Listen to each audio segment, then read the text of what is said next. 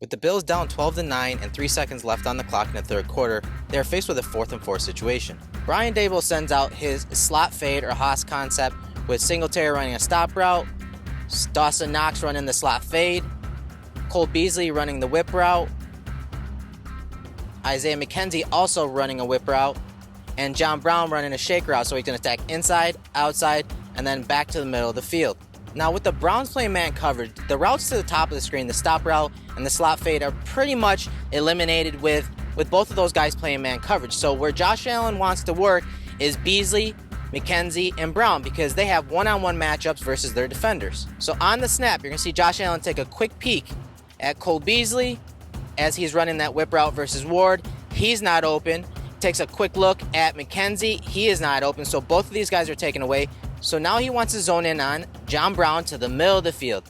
Now the middle of the field is wide open because the Browns are in single high man coverage and they have a rat defender underneath. So this defender is going to help out any of these routes to the middle of the field. And if no routes come across the middle, he is going to be spying Josh Allen. That's exactly what happens. So Allen feels a little pressure, steps up in the pocket, and then tries sliding to his left, and there's no one open. The only person that uncovers is John Brown to the middle of the field. But he hooks up his route thinking that Josh Allen is in trouble, and so Josh throws it back across his body to the middle of the field thinking that Brown's going to continue, but he doesn't, and the ball goes incomplete.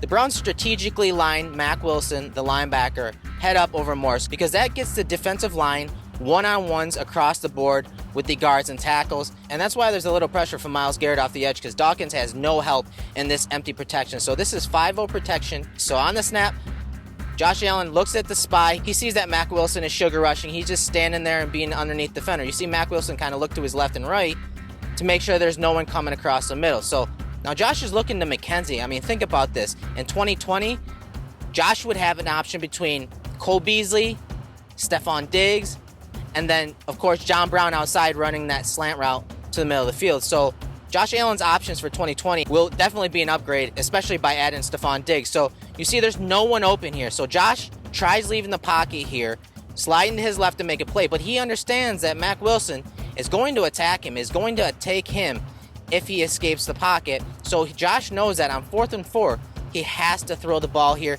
He tries hitting John Brown across the middle, but John Brown hooks it up, and they're not on the same page, and the ball goes incomplete. So plays like this versus man coverage in 2020 will be a lot different for Josh Allen. Having your first 3 options be Cole Beasley, Stephon Diggs, and John Brown versus man coverage are a lot better than the options he had on this play, but he still almost made a play versus man coverage with a spy defender.